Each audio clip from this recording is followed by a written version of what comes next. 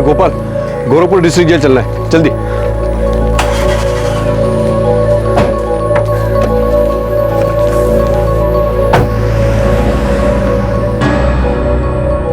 देखिए जी, आप इतना टेंशन ना ले, सब कुछ ठीक हो जाएगा।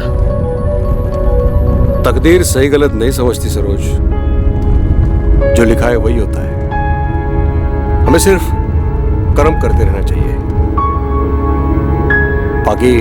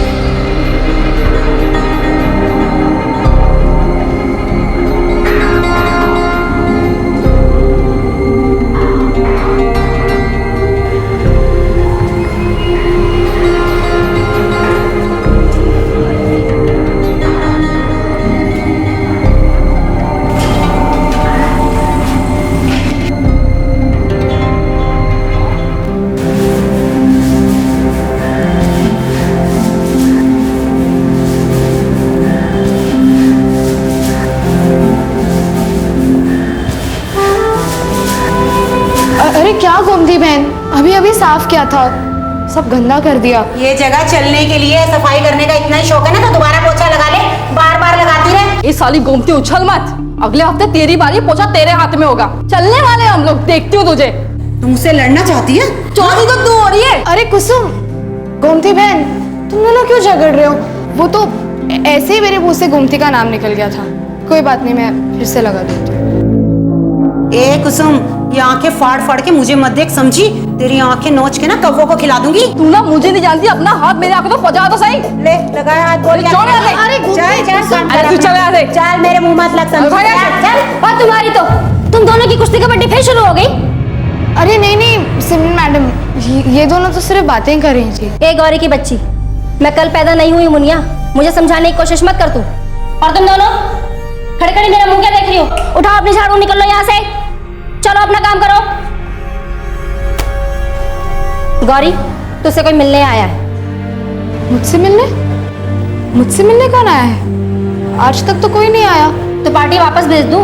बुजुर्ग आदमी है, जेंटलमैन किस्म के। क्या नाम है? कोई रतन प्रकाश मिश्रा है, और साथ में उसकी घरवाली भी है। नहीं, मैं नहीं जानती इन्हें। तो जाके जान लेना, आए होंगे किसी एनजीओ से, तेरी पुनर्निवास की कुंडली बनाकर। तू अपना काम करना अच्छे से। नहीं मैडम, मुझे उनसे नहीं मिलना, उनको मेरी तरफ से माफी कह दो। अपने पैर पे कुल्हाड़ी मत मार, ठीक है? नहीं मिलना तो मुझे क्या।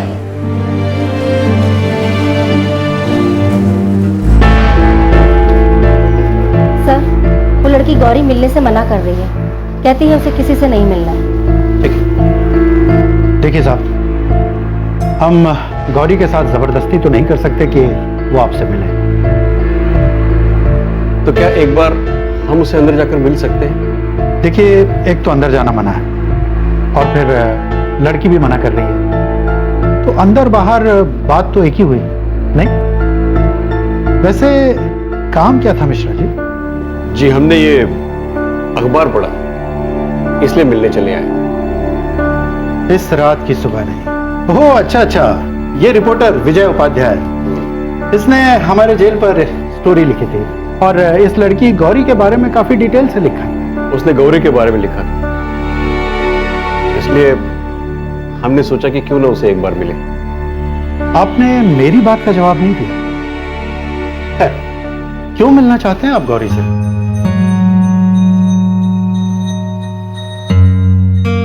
हम गौरी को गोद लेना चाहते हैं। गोद लेना चाहते हैं? जी। गोरखपुर के डिस्ट्रिक्ट जेल में कैद एक 18 साल की लड़की गौरी। गोरखपुर के आई नेक्स्ट अखबार में गौरी के बारे में जिक्र होता है। गोरखपुर का ही एक वेल टू डू बुजुर्ग जोड़ा रतन प्रकाश और सरोज मिश्रा अब गौरी को गोद लेना चाहते हैं, लेकिन क्यों? दूसरी तरफ गौरी उनसे मिलने से इनकार करती है, ये कहकर कि वो उन्हें जानती नहीं। ये बहुत ही अजीब और रहस्यमय मामला दिखाई पड़ रहा था, लेकिन दरअसल ये थी एक अद्भुत मिसाल इंसानी रिश्तों की, जो खून के रिश्तों से ज्यादा गाढ़े साबित हुए। मिश्रा जी, सॉरी, हमारे कुछ नियम हैं। और फिर लड़की बालिग है और आपसे मिलना भी नहीं चाहती, तो उसके हकों के खिलाफ हम नहीं जा सकते।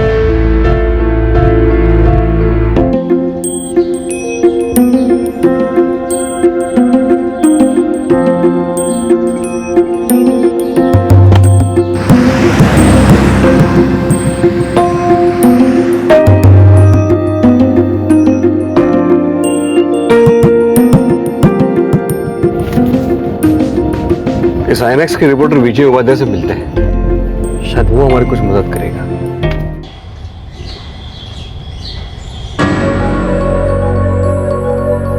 लेकिन गौरी ही क्यों मिश्रा जी? गोद लेना हो तो कई ऑप्शंस हैं आपके पास। शायद इसलिए क्योंकि मेरी पत्नी सरोज और मेरे दिमाग में एक ही बात एक ही समय आई।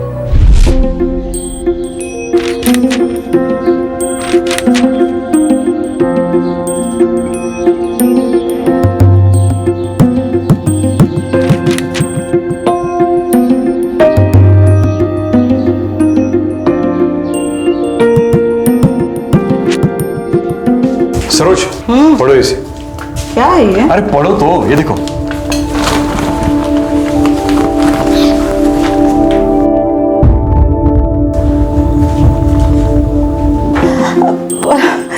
अजी, क्यों ना हम इस बच्ची को गोद ले, अपनी बेटी बनाए? यही ख्याल मेरे मन में भी आया, इसीलिए तो तुम्हें पढ़ने दिया। मुझे मालूम था तुम्हें ऐसे लगेगा। हमारे 2 बेटे हैं, एक बेटी की बड़ी आस थी। हमारी जिंदगी आराम से कट रही है, बस एक लड़की की कमी थी। और इत्तेफाकन कुछ ही महीनों पहले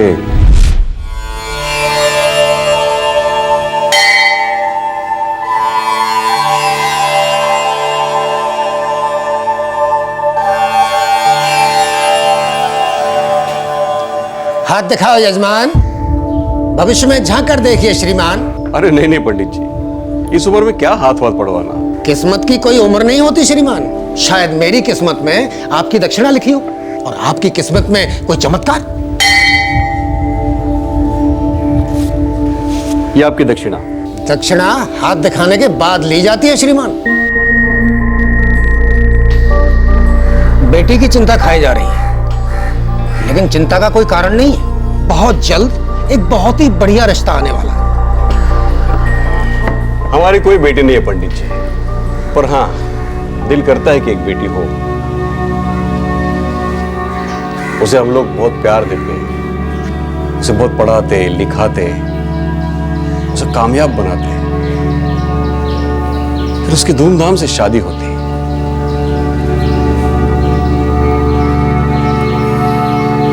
कन्यादान का सुख तो होता हमारे जीवन में। कन्यादान का सुख तो आपके जीवन काल में है। इस उम्र में मैं अपनी विद्या के साथ कभी मजाक नहीं करता। अगर आपने कन्यादान नहीं किया तो मैं ये ज्योतिष शास्त्र छोड़ दूंगा। ये वचन है मेरा।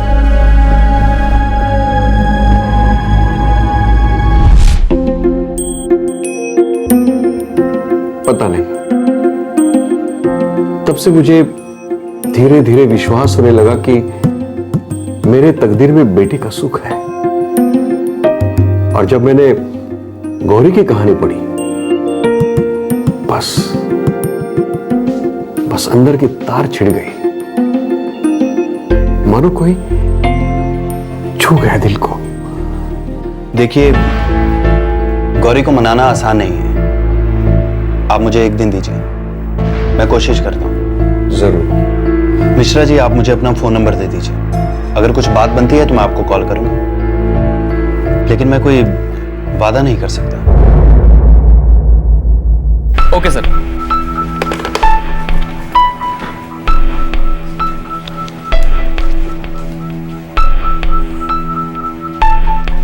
मैं coming sir? Yes. Yes sir. Rakesh, तुम ट्रेनिंग पर हो, राइट? Right sir. एक असाइनमेंट है, चैलेंजिंग है, करोगे? Sure sir. वो जो कपल अभी अभी यहां से गया, बुजुर्ग आदमी और उनकी मिसेस। जी सर। रतन प्रकाश मिश्रा और सरोज मिश्रा फेज 3 राप्ती नगर में रहते हैं। मुझे इनके बारे में पूरी रिपोर्ट चाहिए। जरूर सर। और हाँ, चुपके से, किसी को पता ना चले। Of course sir.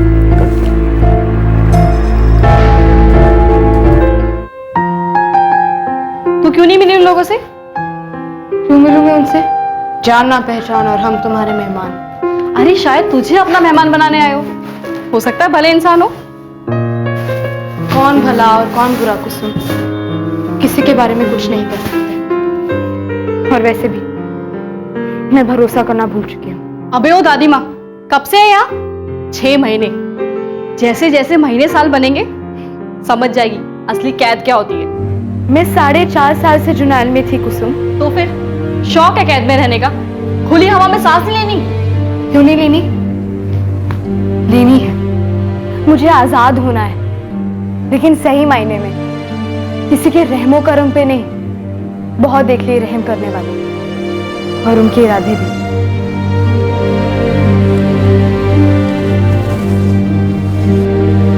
एक तरफ थी एक टीनेज लड़की जिसकी तकदीर दर्द और दगाबाजी की स्याही से लिखी गई थी, और दूसरी तरफ था एक बुजुर्ग जोड़ा जिनका विश्वास था कि अच्छा करो तो अच्छा होगा। अब सवाल यह था कि क्या नियति इन दो तकदीरों को मिलाने वाली थी? क्या गौरी की घायल किस्मत पर रतन प्रकाश और सरोज मिश्रा के प्यार का मलहम लगने वाला था? मैं कम इन सर। राकेश, आओ। कुछ मिला? Yes sir. बैठो। Thank you sir. Sir, Ratan Prakash और सरोज मिश्रा तो बहुत अच्छे घर के लोग हैं। अच्छे घर के लोग? ये अच्छे घर के लोग कैसे होते हैं राकेश? रतन प्रकाश मिश्रा का बैकग्राउंड डिफेंस का है। सिविल इंजीनियर थे फौज में, 10 साल मुंबई में नौकरी की, फिर सर 2000 में वो गोरखपुर लौटे, जहाँ से वो एक्चुअली बिलोंग करते हैं। और family?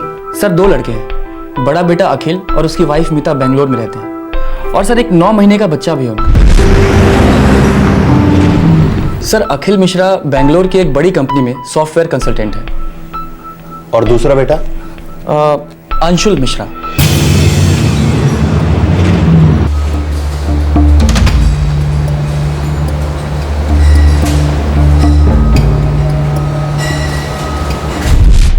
Sir Anshul Mishra mechanical engineer है बरेली में। 2 बेटे हैं, दोनों वेल सेटल्ड, और ये कपल अकेला गोरखपुर में रहता है? जी सर। और सर रतन प्रकाश मिश्रा फिलहाल तो एसएसबी में कैंटीन चलाते हैं, लेकिन सर एक और बेटा था इनका, अखिल और अंशुल मिश्रा से बड़ा, उसका नाम था अमर। था मतलब? आप खामखा ही जिद कर रहे हैं, ट्रेन से चाहिए ना। मीता, ट्रेन की टाइमिंग और हमारी जिंदगी की टाइमिंग दोनों अलग अलग पटरियों पे चलती हैं। और बनारस कौन सा कोलकाता है? यही तो है। मैं यूं गया और यूं शाम को लौटा। अच्छा ठीक है, लेकिन एक शर्त पे, मोटरसाइकिल मामा जी चलाएंगे। अरे तुम तो ऐसे टेंशन ले रही हो मानो पहली बार बाइक पे सवार हो रहे हैं। अब पहली बार हो या 100वीं बार, डर तो हमें उतना ही लगता है ना। मामा जी गेट पार करते ही बाइक में चलाऊंगा, समझे ना? वहां से निकलने से पहले फोन कर दीजिएगा। कबूतर भेज दें?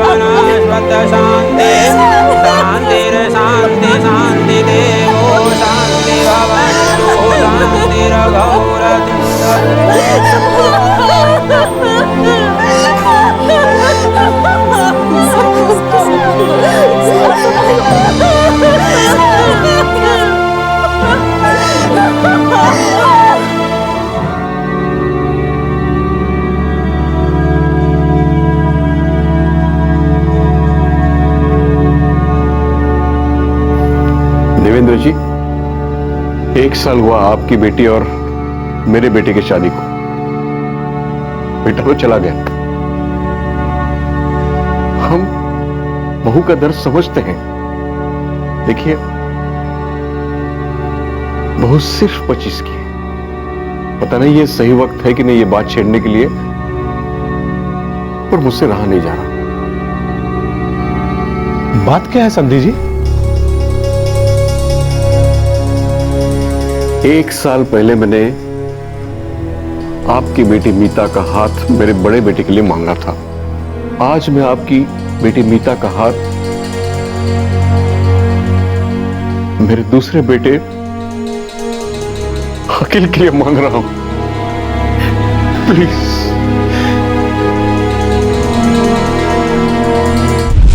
सर, अमर की विधवा मीता ने अमर के छोटे भाई अखिल से शादी को हाँ कह दी। फिर ये रतन प्रकाश तो बहुत ही भले आदमी है सर, सोने का दिल है इनका। ये हमेशा अपने आसपास जरूरतमंद लड़कियों की पढ़ाई में या शादी में, चाहे आर्थिक मदद हो चाहे कैसी भी मदद हो, ये हमेशा करते आए हैं। अगर इतने ही नेक इरादे वाले लोग हैं तो फिर गौरी की तो लगता है किस्मत ही बदल जाएगी। गौरी? सर, ये गौरी कौन है? अपने गोरखपुर जेल में कैदी है। सर, ये रतन प्रकाश और गोरखपुर जेल का क्या संबंध है? दरअसल रतन प्रकाश इस गौरी को गोद लेना चाहते हैं। इस रात की सुबह नहीं। ओ यस सर, ये तो आपने उस लड़की पर स्टोरी की थी। दरअसल मैं जेल गया था किसी और स्टोरी के लिए। वहां मेरी मुलाकात इस गौरी से हुई और राकेश, इसकी स्टोरी सुनकर मैं पूरी तरह हिल गया। ऐसी क्या स्टोरी है सर?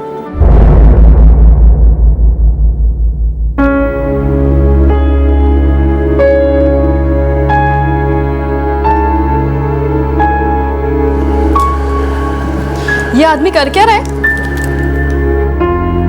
कोई कहानी लिख रहा है अपनी जेल पर। क्या बात है, हम लोगों के ऊपर भी कोई फिल्म बन सकती है। नहीं, कोई फिल्म विलम वाला नहीं है, पत्रकार है, पत्रकार। तुझे कैसे पता? उसके चेहरे पे लिखा है।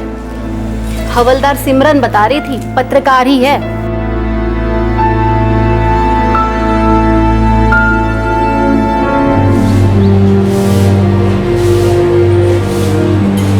तुम्हारा नाम जान सकता हूं? तुम्हारा नाम जान सकता हूं? गौरी। गौरी, तुम्हारी उम्र तो काफी कम लगती है। कब से हो इस जेल में? 6 महीने। क्या मैं पूछ सकता हूं कि किस जुर्म में तुम्हें जेल हुई है? मैंने कोई जुर्म नहीं किया। तो फिर कोर्ट ने तुम्हें ऐसे ही जेल भेज दिया? देखो गौरी, बेझिझक बात करो। मैं यहां सबसे बात करता हूं, लेकिन कोई बात इधर से उधर नहीं करता।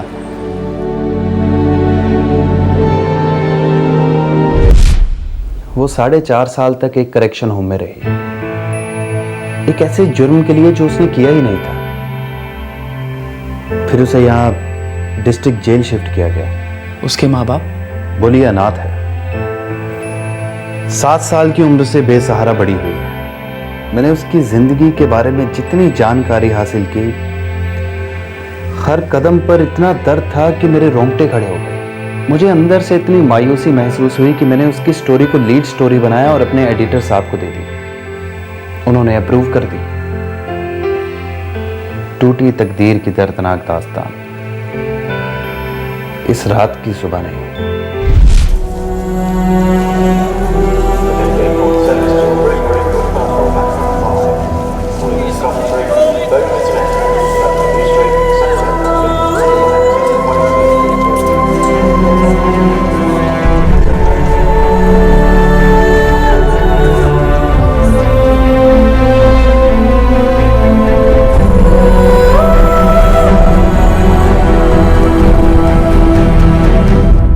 इस रात की सुबह नहीं, गौरी की कहानी थी। एक ऐसी कहानी जिसकी 3 तकदीरें थी। जन्म से 7 साल तक एक तकदीर, फिर 7 से 13 साल तक दूसरी तकदीर, फिर 13 से 18 की उम्र तक तीसरी तकदीर, और अब एक नई किस्मत गौरी की जिंदगी में दस्तक दे रही थी। फिर से एक बार जिंदगी का रुख कहीं और होने को था।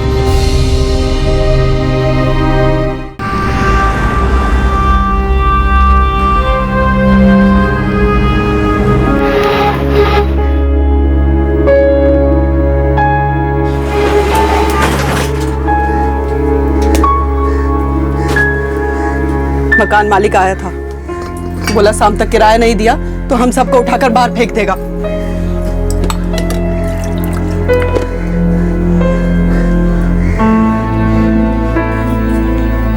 अब चुप रहने से कुछ होने वाला है क्या? आज भी कछु कमा नहीं पाए। अब हमें काम नहीं मिला तो इसमें हमारी क्या गलती है बताओ?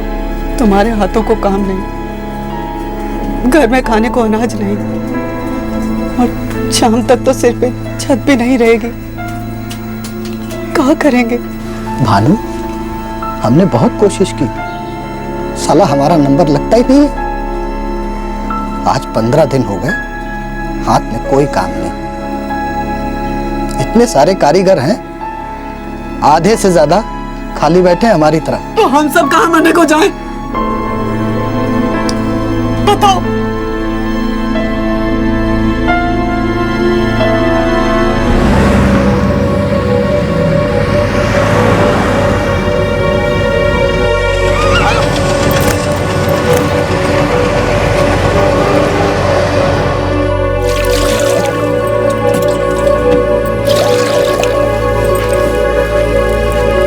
आज भी वही बोलोगे? काम नहीं मिला?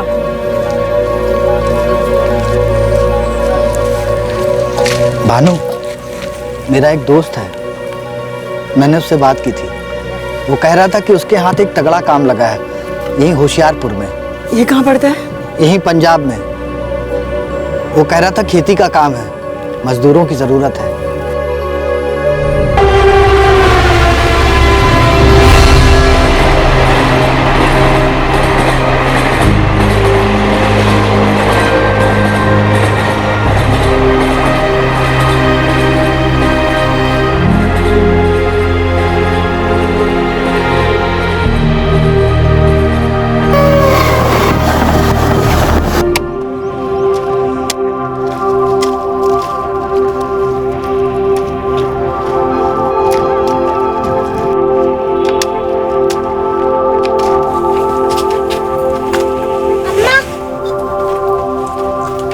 संभल के जाना है। गरीबी और लाचारी के दलदल में धंसा गौरी का परिवार उत्तर प्रदेश के मिर्जापुर से पंजाब के लिए रवाना हुआ, इस उम्मीद को लेकर कि शायद बच्चों को 2 वक्त की रोटी और एक छत नसीब होगी। पंजाब में उनकी अंधेरी किस्मत धीरे धीरे रोशन होने ही लगी थी कि तभी उन पर बदनसीबी का एक और कहर टूट पड़ा।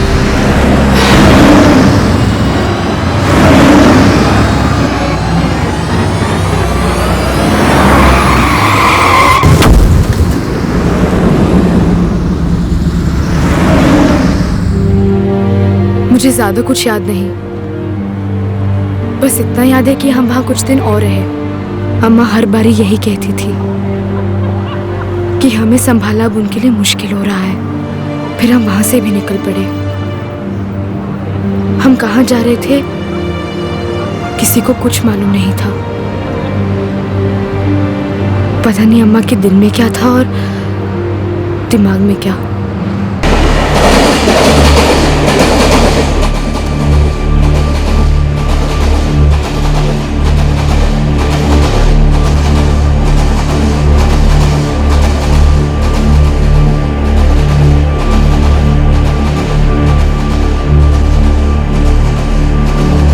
गौरी, मेरी बच्ची, माफ कर दे मुझे। मुझे नहीं पता इसके आगे हम कैसे जाएंगे।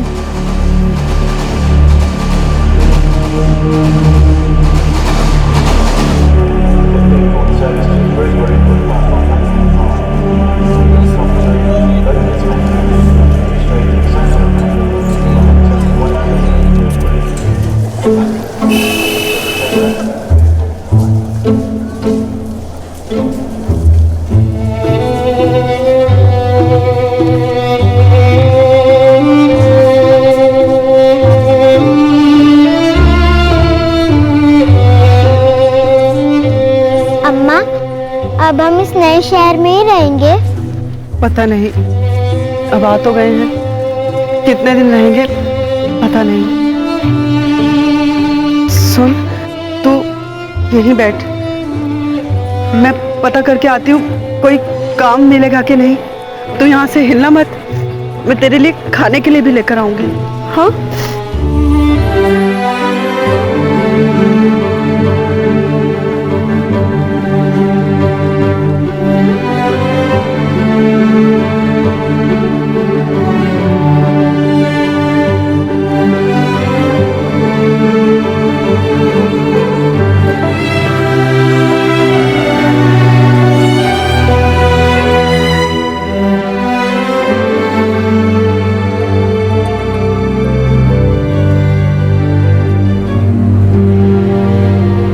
अम्मा बोली कि वहां से हिलना मत। मैं बैठी रही और बैठी रही, लेकिन अम्मा वापस नहीं आई। मैं समझ ही नहीं पाई कि मैं अम्मा और गोविंद को अब कभी नहीं देख पाऊंगी।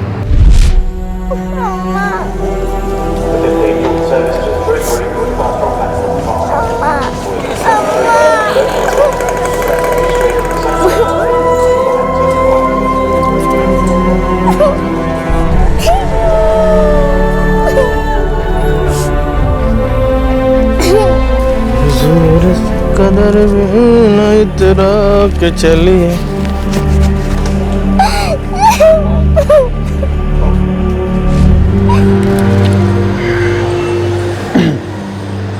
फिर वो आदमी कहाँ ले गया तू?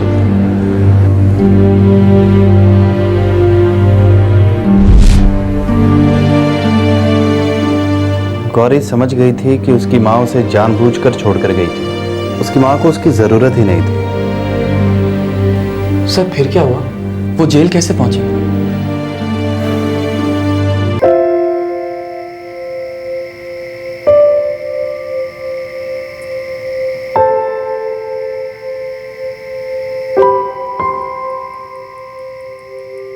देखिए जी, तकदीर का लिखा हुआ कोई नहीं बदल सकता, और अगर हमारे नसीब में ये लिखा है कि वो हमारी बेटी बनेगी, तो दुनिया की कोई ताकत उसे रोक नहीं सकती। पता नहीं सरोज, बार बार ऐसे लग रहा है, जब से वो लेख पढ़ा, गौरी की कहानी पढ़ी, ऐसा लग रहा है कि कोई गहरा रिश्ता है हमारा उस लड़की के साथ।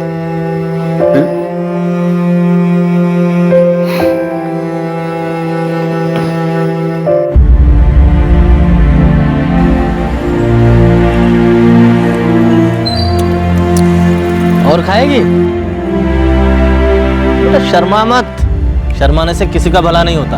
बल्लू एक और दे, अच्छे से घी डालना, बहुत देर लगाती है।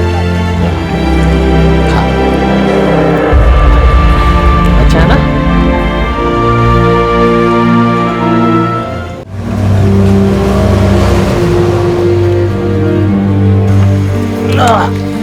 बैठ बेटा, आ रहा हूँ।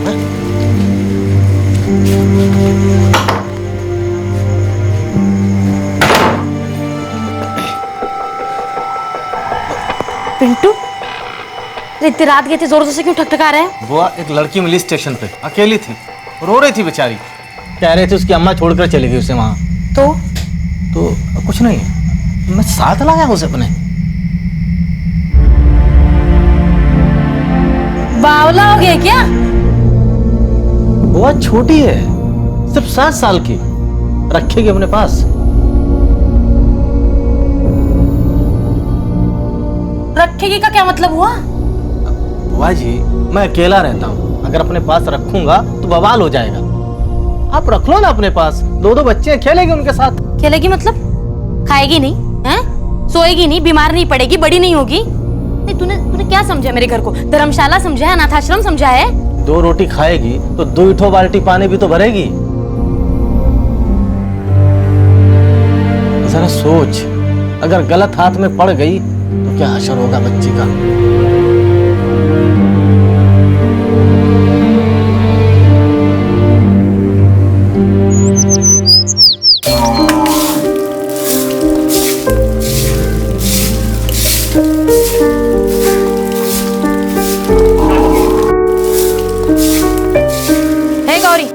जल्दी जल्दी हाथ चला, अभी कपड़े भी तो धोने हैं, है ना? सफाई से धोना, हाँ?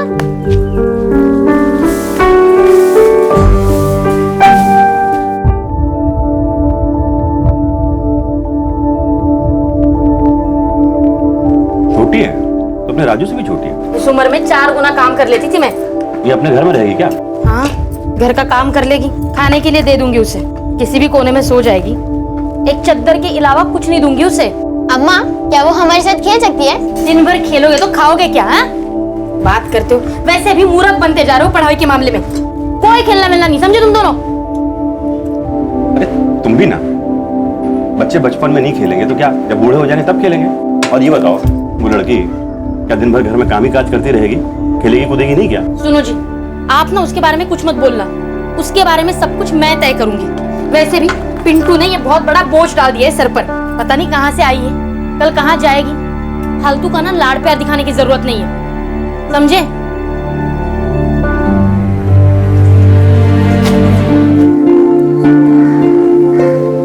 31 और 9 मिला कर हुए 5 5 5 5 5 5 और 1। अबे वो राजू के बच्चे, मुंह बंद रखना। मुझे तो ऐसे आता है पढ़ना, नहीं तो मेरे दिमाग में नहीं घुसता है।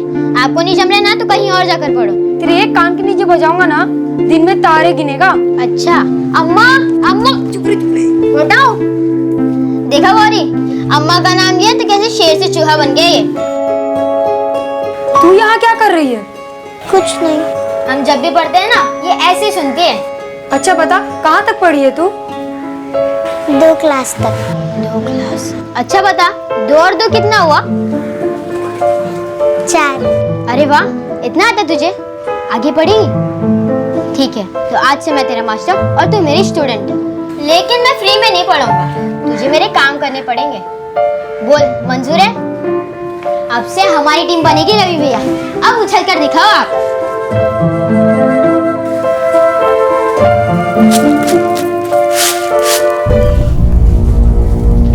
अरे वाह, तू तो लिख भी लेती है। क्या हो रहा है? अम्मा, गौरी को ट्यूशन दिया जा रहा है। अम्मा आपको पता है गौरी दूसरी क्लास तक पढ़ी है। 2 थप्पड़ खाए बगैर चैन नहीं आएगा तुझे, हाँ? दूर हो जाओ, चल इधर इधर आ। देख गौरी, अगर आइंदा से राजू और रवि के साथ दिखी तो तेरी खैर नहीं, हाँ? उस घर में मैं रोटियों से ज्यादा गालियां खाती थी, लेकिन मैं चुपचाप सहती रही, काम करती रही। मैं उनकी कुछ नहीं लगती थी, लेकिन फिर भी छत के नीचे जगह दी। और वो फूफा कभी कभी थोड़ा प्यार जता देती, लेकिन बुआ को वो भी पसंद नहीं था।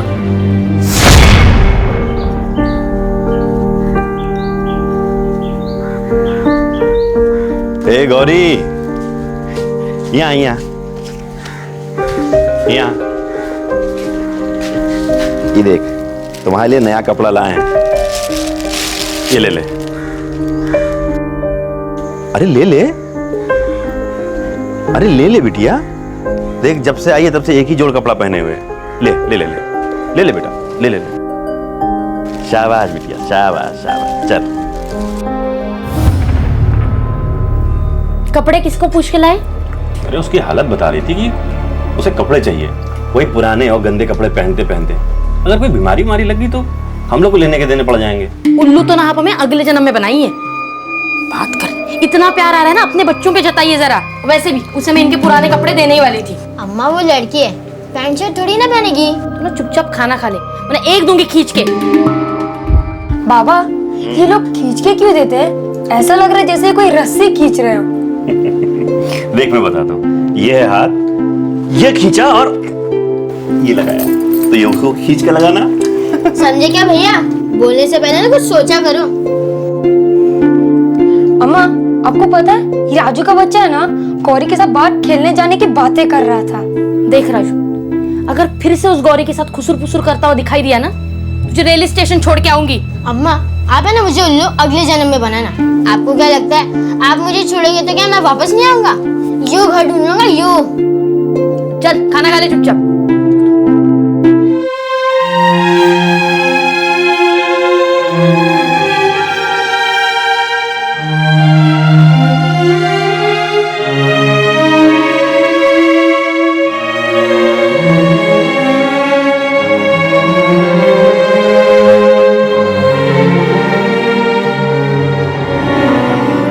पता करके आती हूँ कोई काम मिलेगा कि नहीं।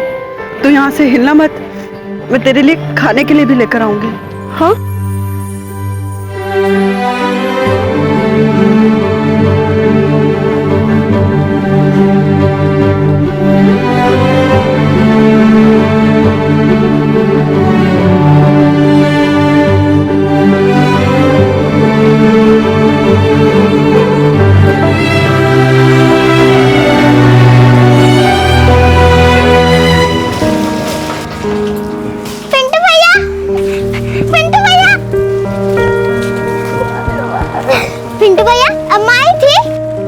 नहीं रे बेटा, मैं स्टेशन के रोज 3 चक्कर लगाता हूँ। अपने दोस्तों को बोल रखा है बेटा, किसी ने तेरी अम्मा को नहीं देखा।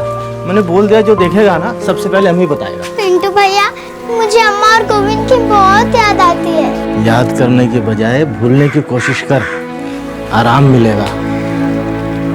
तेरी अम्मा अब कभी नहीं आएगी, ये बात समझ ले तू।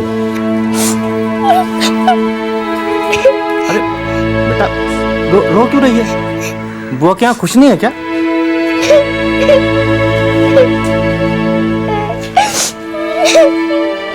सात साल की कच्ची उम्र में गौरी की मां उसे गोरखपुर रेलवे स्टेशन के बाहर अपने हाल पर छोड़कर चली गई थी। शायद वो एक साथ 2 बच्चों की परवरिश की जिम्मेदारी नहीं उठा पा रही थी। शायद उसे गौरी बोझ लगने लगी थी और उसने ये बोझ रेलवे स्टेशन पर उतार दिया, हमेशा के लिए।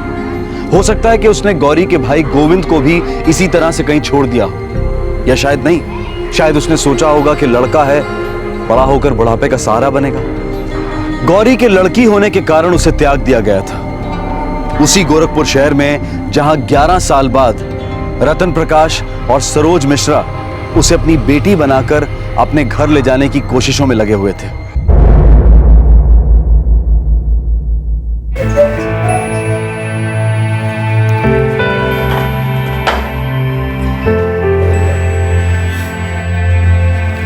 बाबूजी, आपका और माँ का इरादा बड़ा नेक है, लेकिन अगर लड़की नहीं आना चाहती तो उसे फोर्स तो नहीं कर सकते ना। प्लीज उस पर दबाव मत डालिए। अरे हम दबाव कहाँ डाल रहे हैं, हम तो सिर्फ कोशिश कर रहे हैं। लेकिन बाबूजी, गोदी लेना है तो कोई नवजात शिशु क्यों नहीं, या कोई छोटी सी लड़की? अंशुल बेटा, तेरे बाबूजी और मैं दोनों इस उम्र के तो नहीं है कि हम एक नवजात की देखभाल कर सके, और एक छोटी सी बच्ची भी हमसे संभली नहीं जाएगी बेटा। दिन ब दिन हमारी उम्र बढ़ती जा रही है। और इसके अलावा इस लड़की की तकदीर तो देखो, कितनी तकलीफों में पली बड़ी है ये। मुझे तो लगता है कि इसे राहत देना मेरा फर्ज बनता है। इस लड़की के साथ कभी भी कुछ भी अच्छा नहीं हुआ है अंशुल, कुछ भी।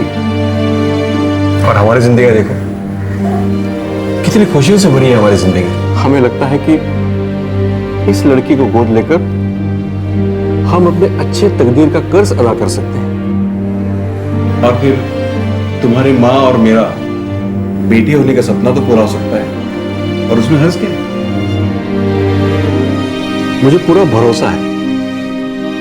वो कहते हैं ना, जब भी कोई चीज तुम्हें दिल से चाहिए और तुम्हारे इरादे नेक हैं, तुम्हारा दिल उस चीज में है, तो सारा ब्रह्मांड एक होकर तुम्हारा सपना पूरा करता है।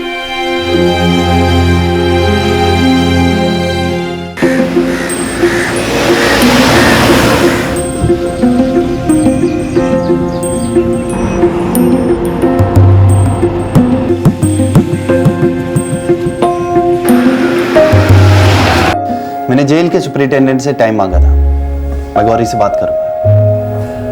और विजय जी, हमारी तरफ से प्लीज आप उसे यह कह देना कि डरने की बिल्कुल जरूरत नहीं है, और ना ही ये सोचे कि हम उस पर कोई एहसान कर रहे हैं। दरअसल वो हम पर एहसान करेगी अगर वो हमारी जिंदगी में आएगी। मैं आपके इरादों की दाद देता हूं रतन जी।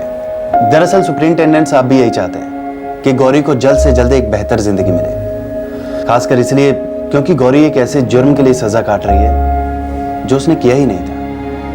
अरे हाँ, मैंने आपका वो लेख पढ़ा था। दरअसल मैं आपसे पूछना ही चाह रहा था कि गौरी पर चोरी का ये झूठा इल्जाम कैसे और क्यों लगा?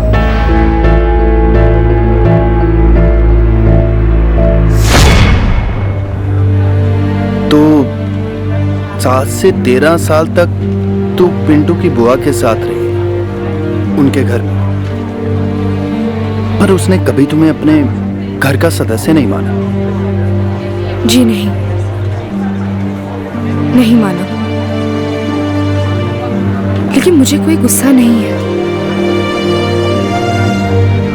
उन्होंने तो मेरी जान बचाई, मुझे अपने यहाँ रख लिया। लेकिन उन्हें डर भी था कि मैं चिपक जाऊंगी उस घर से, हक जताने लगूंगी। मैं तो हमेशा वहां से निकल जाना चाहती थी, लेकिन कहाँ जाती, क्या करती? कोई नहीं था, कोई सहारा नहीं था। तो पिंटू की बुआ ने तुम्हें कभी घर से नहीं निकाला? नहीं, नहीं निकाला, क्योंकि उन्हें डर था कि दुनिया उंगली उठाएगी उन पर। मैं पूरे 6 साल वहां रही। अच्छा गौरी, सच बताना, क्या तुमने वो गहने चोरी किए थे?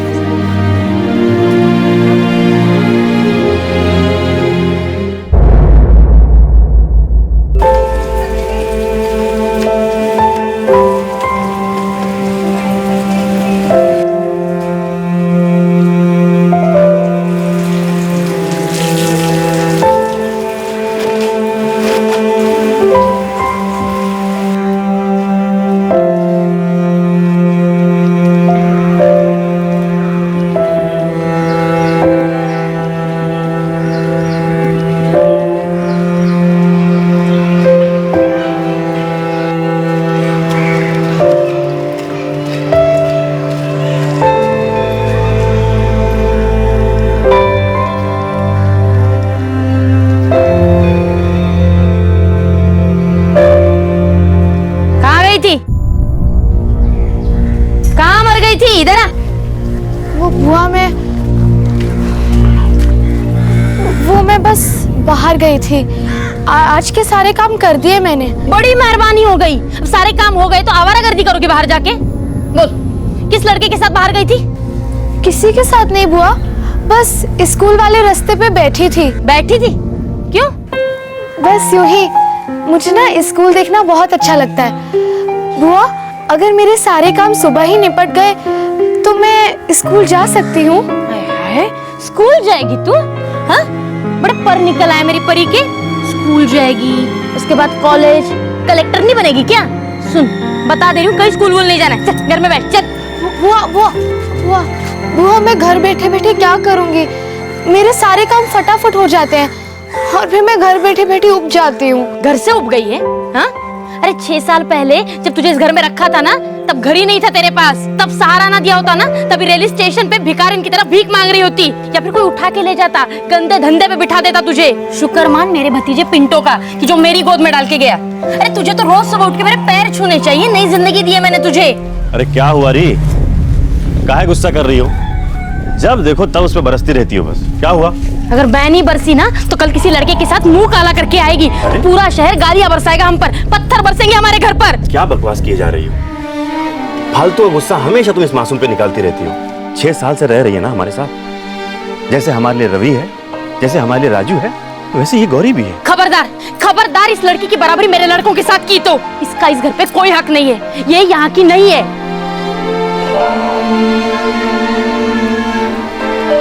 गौरी, गौरी, देख रही हूँ मैं सब कुछ। जब से उम्र की हुई है ना, तब से बहुत ज्यादा तरस आ रहा है ना उस पर। ये अपनी बकवास बंद कर, समझी? ये गंदी तरह से ना तो सब पे शक करना बंद कर दे।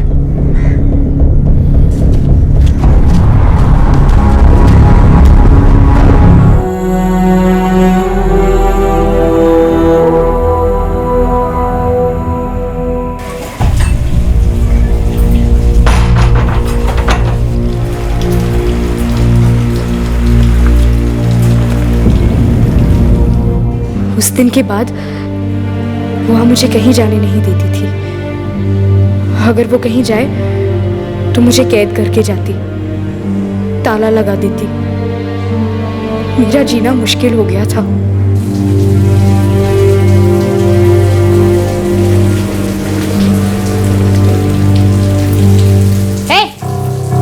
इधर आ, जल्दी इधर आ। क्या कर रही है? हाँ? क्या कर रही? तू बाहर जाती है ना चोरी छुपे? ये किसी बदमाश लड़के ने लाके दिया है ये। फूफा जी ने दिए। अजी सुनते हो? अरे सुनो। दिन भर दिन बुआ जी मुझसे और नफरत करने लगी। उन्हें मुझे देखकर घिन आती थी और वो मुझे जलील करने का एक भी मौका नहीं छोड़ती। हाँ, कहाँ हो गया? काहे चिल्ला रही है उतनी दूर से? ये लड़की कह रही है कि आपने ये पकोड़े ला कर दिए इसे। अरे हाँ, बरसात हो रही थी तो कुछ पकौड़े खरीद के ले आए थे। सबके लिए अंदर मेज पे रखे हैं। कहाँ हो गया दे दिया तो? वैसे खाना नहीं देती क्या? तो खास उसके लिए क्यों? इसमें खास की क्या बात है? कह रहे ना सारे घर के लिए लाए हैं। ये इस घर की नहीं है। तू पगला गई हो का? ए राजू, रवि सो जाओ। हाँ,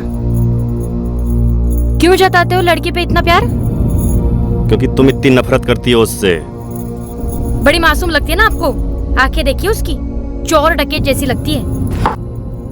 हद करती हो तुम भी। तो फिर लाई क्यों थी तुम उसको इस घर में? घर का काम करने के लिए। तो घर का काम तो करती है ना वो हम देखते हैं कि अच्छे से ही करती है। लेकिन तुम्हारे दिल में उसके लिए जरा सी भी इंसानियत नहीं है। प्यार तो दूर की बात है। हाँ हाँ, मैं ही तो डायन हूँ। आप सब लोग तो पता नहीं क्या वो पीर फकीर पड़े ना। नहीं, मैं बता रही हूँ, ये जो बात कर रहे हैं ना आप इंसानियत और पता नहीं क्या लाड़ प्यार की, एक दिन ये लड़की ना सबको ले डूबेगी। ऐसा चूना लगाएगी ना फुर हो जाएगी। याद करोगे? पर मैं ना ऐसा होने नहीं दूंगी। बुआ ने तो तय कर लिया था कि मुझे उस घर से निकालेगी। अपने आप से निकालने की हिम्मत नहीं हो रही थी उनकी। लेकिन हाँ, अगर एक बार कह देती कि गौरी जा, तो शायद मैं खुद ही निकल जाती। डर डर के ही सही, लेकिन निकल जाती। पता नहीं बुआ मेरे साथ क्या खेल खेल रही थी। गौरी, ए गौरी, जेवर निकाल मेरे, चल। जेवर? कौन से जेवर? अच्छा, ये भूली बनी ना तो दांत तोड़ दूंगी तेरे। बोल, कौन लड़का है वो, हाँ, जिसके साथ भाग जाना चाहती थी? दोनों ने मिलके कहाँ छुपाए मेरे जेवर? बोल। बुआ, मैं भगवान कसम खाकर कहती हूँ, मुझे नहीं पता आपके जेवर कहाँ है। मुझे तो ये भी नहीं पता आप अपने जेवर कहाँ रखती है। सड़ी, तुझे पता नहीं है मैं जेवर कहाँ रखती हूँ? सालों से देखती रही, अलमारी में रखती हूँ। अलमारी खुली पड़ी है मेरी अभी। अब ना तुझे मैं पुलिस के हवाले करती हूँ, फिर पता चलेगा कि कहाँ है जेवर। हाँ, आखिरी मौका देती हूँ, बोल, वरना मैं पुलिस को बुला लूंगी। मैं उन्हें भी यही कहूंगी, मुझे नहीं पता आपके जेवर कहाँ है। वो मान लेंगे, हाँ मान लेंगे ये बात तेरी। अरे ऐसा मारेंगे ना, ऐसा मारेंगे कि देखना अपनी माँ याद आ जाएगी, वो जो तुझे छोड़ के चली गई थी। चोर नहीं होगी वो भी साली। चल चल वो मैं सच कह रही हूँ, मुझे नहीं पता आपके जेवर का। अच्छा, देखना, पुलिस के बाद अदालत, अदालत के बाद जेल, जेल के बाद फिर जेल, फिर पता चलेगा यहाँ कितनी अय्याशी से रह रही थी। चल, चल।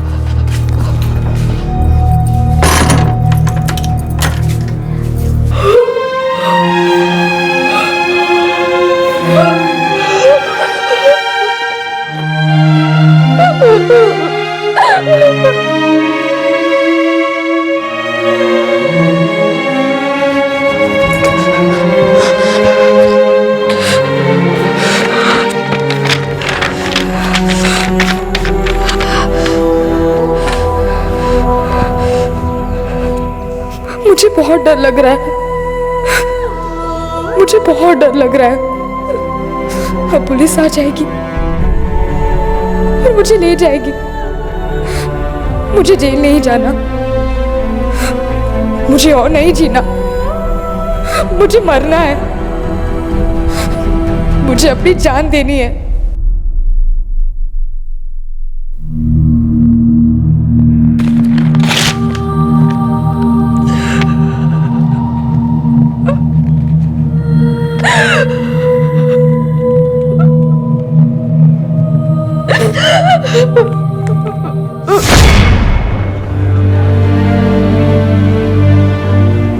वो जेवर तुमने नहीं चुराए।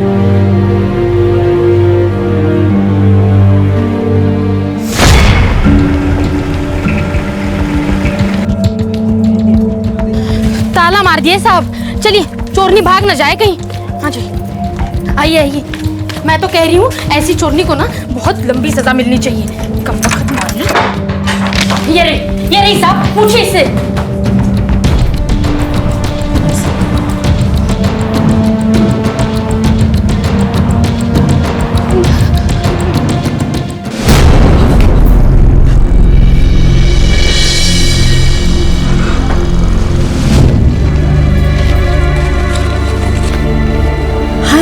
चोरी पकड़ी गई तो ऐसी नौटंकी कर रही है।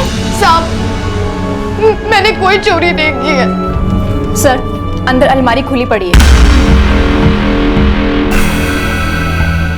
देख लड़के, अभी यहीं बता देगी तो सबके लिए अच्छा होगा, खासकर तेरे लिए। मैं भगवान की कसम खाकर कहती हूँ साहब, मैंने कोई चोरी नहीं की है। इसकी जान पहचान की कोई है जिसे इसने जेवर दिए होंगे?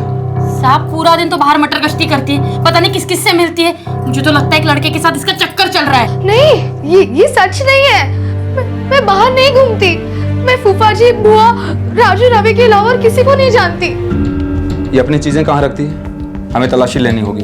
अंदर वाले कमरे में, मैं दिखाती हूँ। ना, तुम हाल में छानबीन करो। चलो साहब, इधर आइए। तुम इस कमरे में देखो। ये रहा साहब, उसका सामान। तलाशी लो।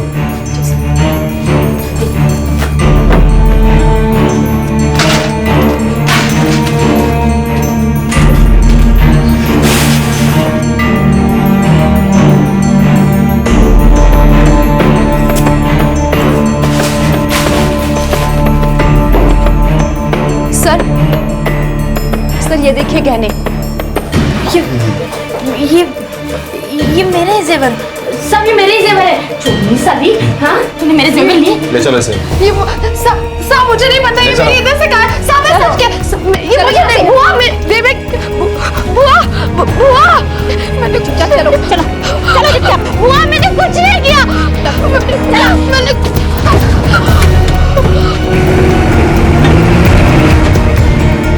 सविता के घर चोरी करने के चार्जेस पर गौरी को कस्टडी में लिया गया था, लेकिन गौरी बार बार यही कहती रही कि उसने वो चोरी नहीं की थी। लेकिन सविता के लिए ये एक सुनहरा मौका था गौरी से पीछा छुड़ाने का। जिस समय यह हादसा हुआ उस वक्त गौरी सिर्फ 13 साल की थी और अब उसकी तकदीर ने एक बार फिर रुख बदला।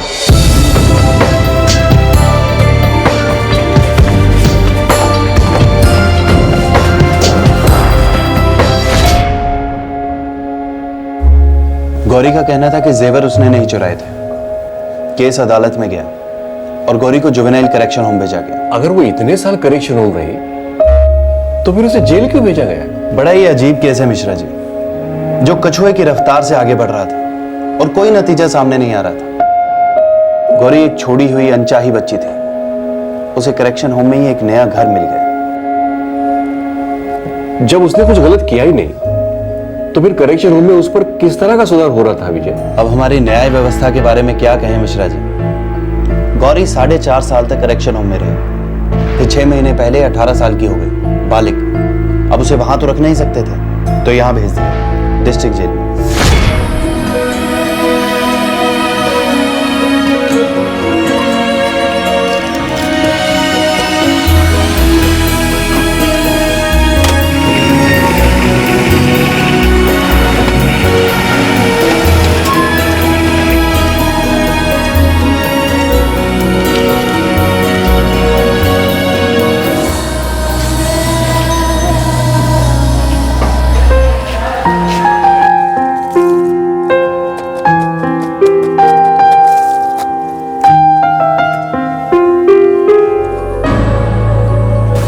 गौरी, पत्रकार साहब आए हैं, जिनसे तूने बात की थी, तेरे से दोबारा मिलना चाहते हैं। मैंने तो सब कुछ बता दिया था उन्हें, पता नहीं अब क्यों आए हैं। अरे किसी राजकुमार या हीरो का रिश्ता तो लाए नहीं होंगे तेरे लिए, और मुझको क्या पता वो तुझसे क्यों मिलना चाहते हैं। चल मिल ले उनसे, सुपरिटेंडेंट साहब का ऑर्डर है। चल चल ना।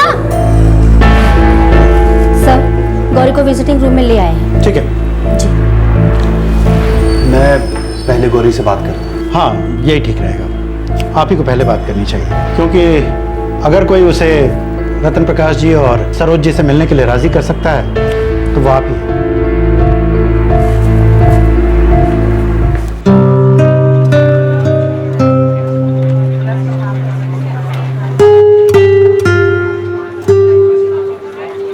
गौरी, कल तुमसे मिलने के लिए 2 बुजुर्ग आए थे, तुम मिली क्यों नहीं? सर, मुझे किसी से नहीं मिलना। गौरी, वो तुम्हें गोद लेना चाहते हैं। मैं पता करके आती हूँ कोई काम मिलेगा कि नहीं। तो यहाँ से हिलना मत, मैं तेरे लिए खाने के लिए भी लेकर आऊंगी। हाँ,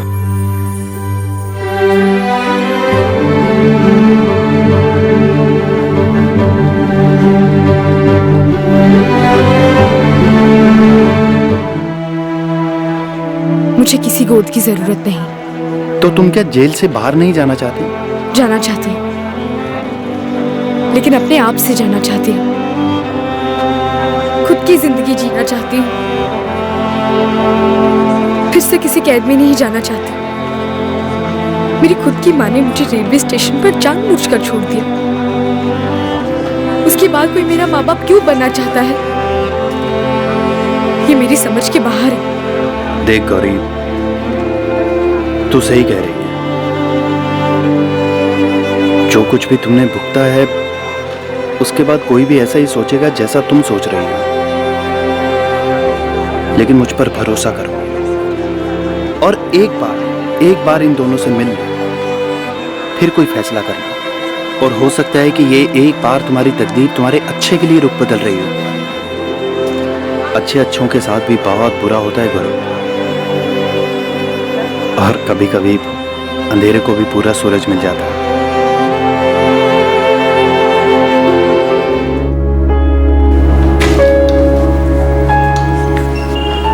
हाँ विजय जी, मैंने गौरी से बात की। वो गोद लेने वाली बात के लिए अभी राजी नहीं है, लेकिन हाँ, वो आप दोनों से एक बार मिलने के लिए तैयार है।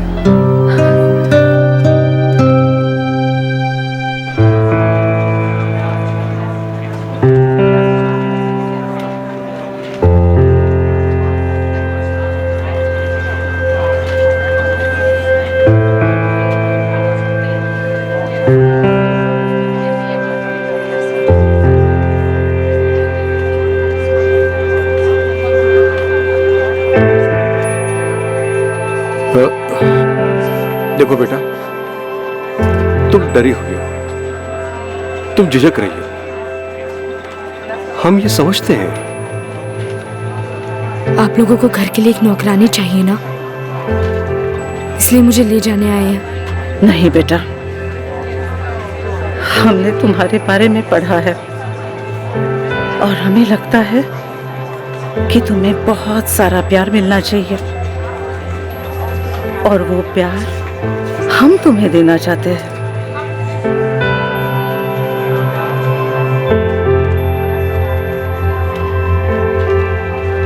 देखो, काम तो तुम्हें करना पड़ेगा, बहुत सारा काम, लेकिन एक बेटी की तरह,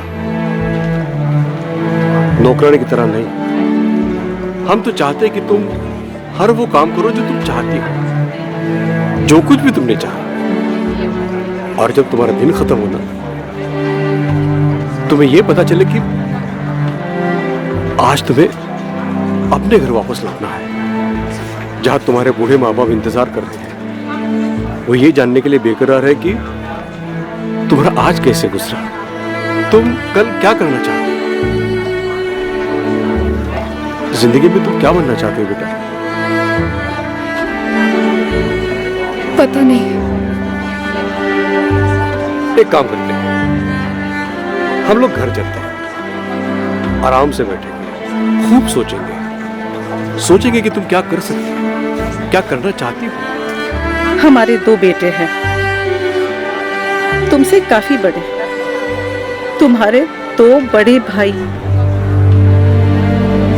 जो अपनी छोटी बहन का इंतजार कर रहे हैं। चलोगी ना अपने घर? सच कहूं, सारा जेल खुश हो जाएगा अगर गौरी को कोई अच्छा घर मिल जाए और वो अपनी जिंदगी में कुछ कर पाए। और अगर आपके जैसे माता पिता हो तो कहना ही क्या। सर, क्या हम गौरी को आज ही घर ले जा सकते हैं? अब जब गौरी राजी हो गई आपके साथ चलने के लिए तो हमारी तरफ से तो हरी झंडी है मिश्रा जी, पर कुछ प्रोसीजर्स हैं। कैसे प्रोसीजर्स? गौरी एक अंडर ट्रायल है और उसे यहाँ से बाहर जाने के लिए डिस्ट्रिक्ट मजिस्ट्रेट साहब की बेल की जरूरत होगी। मैं वो सब कुछ करने के लिए तैयार हूँ जो जरूरी है। मैं जमीन आसमान एक कर दूंगा सर। मिश्रा जी, हम भी यही चाहते हैं कि गौरी जल्द से जल्द आपके घर की रौनक बन जाए। Thank you sir, thank you so much.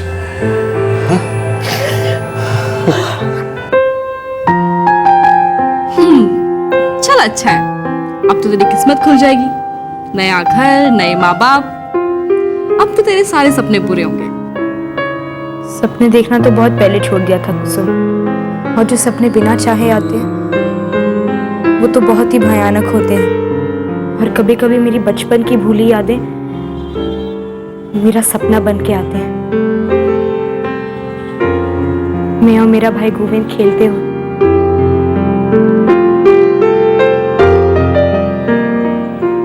वो तो बस एक सपना है, बस एक सपना और कुछ नहीं। अरे जब तू अपने नए घर में जाएगी, उस घर में जाके रहेगी, नरम साफ बिस्तर मिलेगा, तो तुझे सपने भी आएंगे अच्छे वाले, और उसको पूरा करने का रास्ता भी मिलेगा। देखना।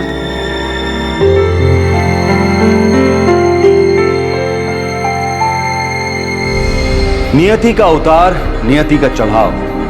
गोरखपुर रेलवे स्टेशन पर 7 साल की उम्र में जिसकी मां उसे छोड़कर चली गई थी, आज वही गौरी 18 साल की उम्र में नियति के एक अनोखे कगार पर खड़ी थी। रतन प्रकाश और सरोज मिश्रा की दरिया दिली से प्रभावित होकर सारा गोरखपुर प्रशासन तकदीर के मिलाए इन माँ बाप और बेटी को एक करने में लग गया। रिकॉर्ड टाइम में सारा कानूनी पेपर वर्क कंप्लीट हुआ। सारे शहर में खुशी की लहर दौड़ रही थी। लोग गदगद हो रहे थे कि गौरी बदनसीबी की डुबकियां खा खाकर आखिरकार अब प्यार और ममता की गहरी सांसें लेने वाली थी। उसे एक ऐसी जिंदगी मिलने जा रही थी जिसकी वो हकदार थी। गौरी की रजामंदी के 2 दिन बाद उसे जेल से निकालकर रतन प्रकाश और सरोज मिश्रा के घर ले जाया गया।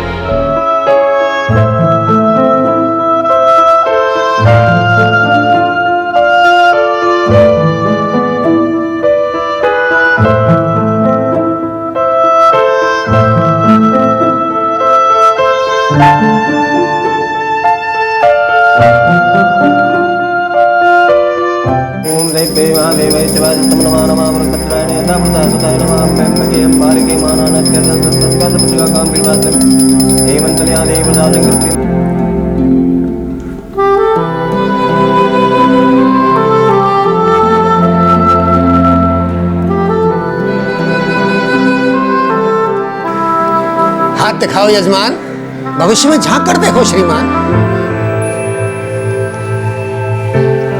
प्रशांत पंडित जी, और ये आपकी दक्षिणा। दक्षिणा? बहुत पहले आपने मेरा हाथ पढ़ा था, आपकी भविष्यवाणी सच हुई। धन्यवाद। आपका भला हो, आपके परिवार का भला हो, आपके बच्चों का जीवन खुशियों से भर जाए। चल, लेट हो जाएगी नहीं तो स्कूल को जा। देख बेटा, संभाल के जाना और संभाल के आना। हाँ, सुनो, अगर कहीं तुम रास्ता भूल जाती हो तो मैंने सारे टेलीफोन नंबर्स तुम्हारे डायरी में लिख दिए हैं, तुरंत फोन कर देना। Take care. Bye bye.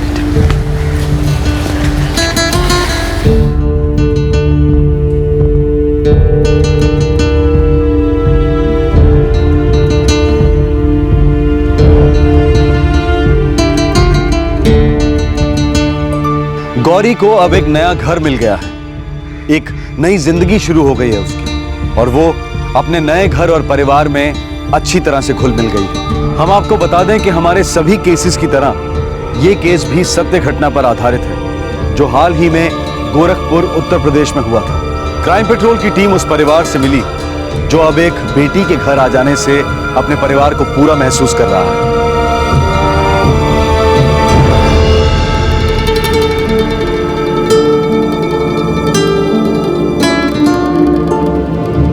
जून 2012 में गौरी का केस दाखिल हुआ और जुलाई 2012 में उसकी आखिरी सुनवाई होने जा रही है। जेवरातों की चोरी का केस गोरखपुर पुलिस स्टेशन में दर्ज हुआ था, लेकिन इस केस में अब एक दिलचस्प ट्विस्ट आ गया है। जिन लोगों ने इस चोरी का इल्जाम लगाया था वो अब अलग ही धुन गा रहे हैं। उनका कहना है कि गौरी ने उनके यहां कभी कोई चोरी की ही नहीं और उन्होंने कभी कोई शिकायत नहीं दर्ज की थी। प्रशासन को पूरा भरोसा है कि गौरी का केस रद्द किया जाएगा और खुदा ना खास्ता अगर उसे सजा होती भी है तो वो सजा उन सालों से काफी कम होगी जो Gauri already as under trial भुगत चुकी है। 5 साल करेक्शन सेंटर में और 6 महीने गोरखपुर जेल में।